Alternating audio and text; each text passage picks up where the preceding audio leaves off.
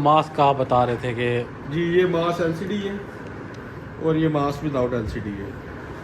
अब एलसीडी वाले में क्या फ़र्क है और इसमें क्या फ़र्क है? एलसीडी में ये आपको रेंज एंगल्स, आरपीएम स्पीड सही है। देगा और ये आपको रेंज एंगल और आरपीएम स्पीड नहीं देगा।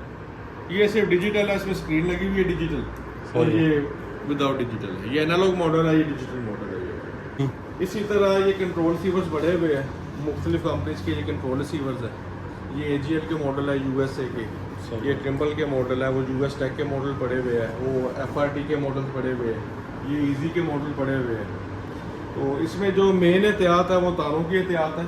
सही हो गया। क्योंकि जब भी हम मशीन तार को लगाते हैं जी तो हम क्लैंप की जगह पे हम तार को घुमाते हैं, बिल्कुल जिसकी वजह से अंदर से जो केबल्स है उसकी वो निकल जाती है और शॉर्टिंग होती है। जी इस चीज़ में एहतियात करें तारों के अंदर खास तौर पे कि मशीन को हमेशा कनेक्टर से घुमाएं। बिल्कुल ये कनेक्टर आप उसको फोकस करें कनेक्टर को जी और कनेक्टर से ही उतारें उसको। बिल्कुल निशान उन्होंने दिया हुआ है ये मजीद। निशान के ऊपर दे।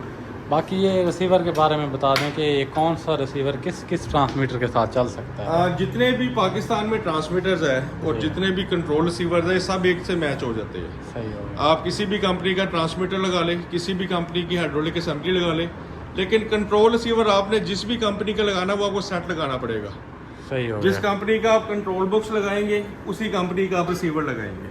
सही हो गया जी। इसमें ऐसा नहीं है कि आप कंट्रोल बॉक्स इस कंपनी का लगा लें और रिसीवर आप इस कंपनी का लगा लें तो काम नहीं चलेगा। किसी भी कंपनी का कंट्रोल रिसीवर लगाने के लिए उनका मैच होना ज़रूरी है। सही हो गया। अगर ये दो चीज़ें मैच नहीं होगी तो कभी काम हाँ नहीं। जी बिल्कुल काम नहीं चलेगा।